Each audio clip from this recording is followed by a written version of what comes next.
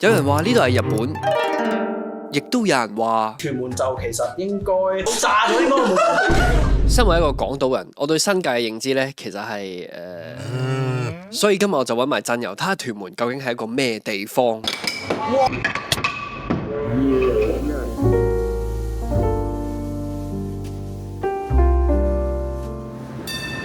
好，咁我哋而家已經到咗屯門啦，咁我哋就要去揾真友老師。今日唔接受訪問啊！真友老師，請問我哋第一站去邊度啊？我覺得要問下呢度嘅人啊，即係住喺呢度嘅人。雖然我都住喺呢度啦，希望街坊可以帶多我哋去一個有趣嘅地方。如果街坊帶唔到咧，即係證明屯門人冇料到。哇！咁又唔好咁講，陣間過嚟斬你嘅啲屯門。我以後唔會再入屯門。唉，係咪衰咧？好地地做咩要講屯門嘅壞話咧？落大雨啦，你開心啦！姐姐，我想問你係咪屯門人嚟㗎？我想問你係咪屯門人嚟㗎？我想問你係咪屯門人嚟㗎？我想問咧，你係咪屯門人嚟㗎？你有冇話即係推薦我呢啲唔係屯門人嘅人？因為我食齋嘅，所以我推。你叫我推薦你食齋嘅咧，我就講到。你估下我哋有冇食齋？梗係冇啦！我哋去咗打氣剪球啊！估下邊個贏得最多？唉，唔講咁多啦。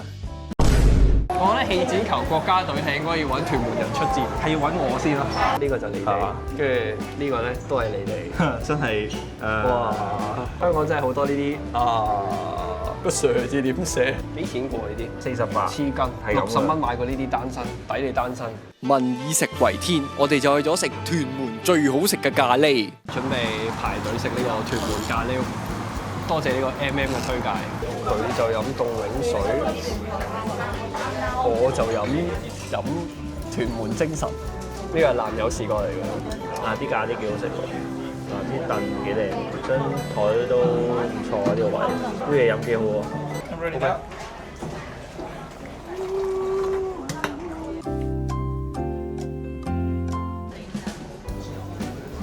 OK，thank you sir。OK。哇，好好玩啊！我着白色衫，勁驚整污。佢係介乎於好飲同唔好飲之間咯，即係我又唔會話佢唔好飲，又唔會話佢好飲，但係 OK 嘅。好重頭盔喎。冇頭盔嘅，再飲多啖。食完先啦。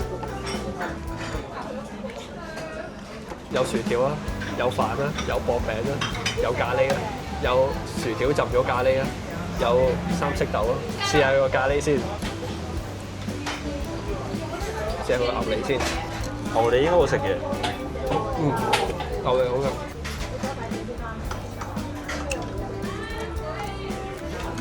唔得 No comment。試下啲皮嘅。哇！呢個運鏡比我想象中好食，真係。試下個薄餅。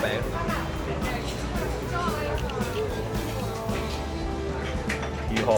比我想象中難食。佢係雞飯嚟㗎啦，見到雞咧係得3嚿嘅啫，咁但係咧貴精不貴多嘅有啲嘢。有啲啲韌，有啲啲柴，但係個價真係好食嘅，所以配埋一齊咧夠咗件事嘅。試下大家最憎嘅三色豆。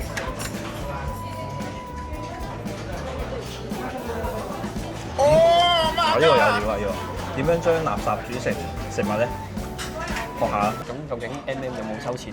我哋而家嚟個屯門咖喱屋真實食評，我哋一致認同嘅咧都係，我覺得個咖喱係好食嘅。係。我覺得個牛脷都好食嘅。嗱，都係嗰句啦，咖喱係出色嘅，即係佢個辣度咧。如果大家係唔係太食得辣，但係想食咖喱咧，同佢講話食最少嘅辣就得㗎啦。呢個係一定推薦嘅咖喱係。咖喱雞就大家就避免啦。佢有更加好嘅選擇就係牛脷。價錢幾錢啊？你最尾埋單112蚊。112蚊兩個人食嚟講係好抵啦，即係講真。因為我加咗個拉茶，仲要加拉茶有表演餐睇添啦。正所謂飽暖思淫慾，食飽飽之後就梗係要揾啲嘢做下啦。今日嘅天氣點啊？嚟到保齡球場，梗係打保齡球啦，唔係咩啊？有啊 ！Let's go！ 哇 ！Let's go！ 嚟！我嚟啦呢邊。喂！佢個人，喂，頂住！哇！打和啦！打和！咁咧，我而家就嚟咗呢個雲村啊，因為咧有好多人都話好多人都話雲川係好食嘅。聽阿振游老師講咧，話豬骨湯係比較容易清腸胃啊，咁所以我就嗌咗個魚湯同埋豬頸肉試下。米線 review， 試下個豬頸肉先。其實 OK 嘅，我覺得。佢豬頸肉好特別喎，佢豬頸肉係即係好幼嘅一條咁樣，即係我就比較少見啲咁幼嘅嘢嘅。但係你話係咪要為咗呢碗嘢特登入嚟屯門食又好似唔使？原本我都諗緊今日我哋拍8號嘅，因為今晚好似係打8號啊嘛。係啊，落雨啊，其實今日都好薄嘅。係啊，始終出嚟咧熱，即係唔落雨嘅情況下就會好焗好熱，差唔多30幾度，然之後就好似唞唔到氣咁樣。一落雨咧就去唔到室外嘅地方，所以今日我哋去屯門係冇辦法去一啲靚嘅室外打卡景點啊，淨係可以室內玩咯。並唔係振游唔想帶我去玩，只係今日嘅天氣狀況只容許我哋玩啲室內嘢。我覺得天氣靚嚟講，屯門係出去玩係開心好多。係，下次咯，真係。下次我哋拍個屯門室外篇咯。仲有咧就係如果你中意打卡咧，屯門係非常適合嚟㗎。因為上面嗱，譬如啱啱兆禧嗰商場咧，上面就有個籃球場 ，ViuTV 成日走上去拍嘢嘅，啲 MV 啊，咩綜藝活動啊，成日都上去拍嘅。跟住輕鐵又有打卡位啦，屯赤又有打卡位啦，碼頭嗰度又有環外打卡位啦。同埋你中意一啲少人啲嘅地方，空氣好啲啊，想放鬆下，屯門係 OK 嘅，我覺得。但係如果唔係住喺屯門，特登入嚟屯門超下咧，又好似有啲奢侈咯。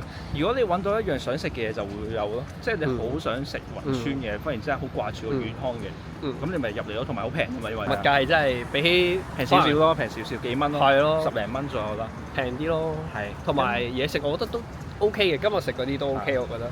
What the Hinty doing？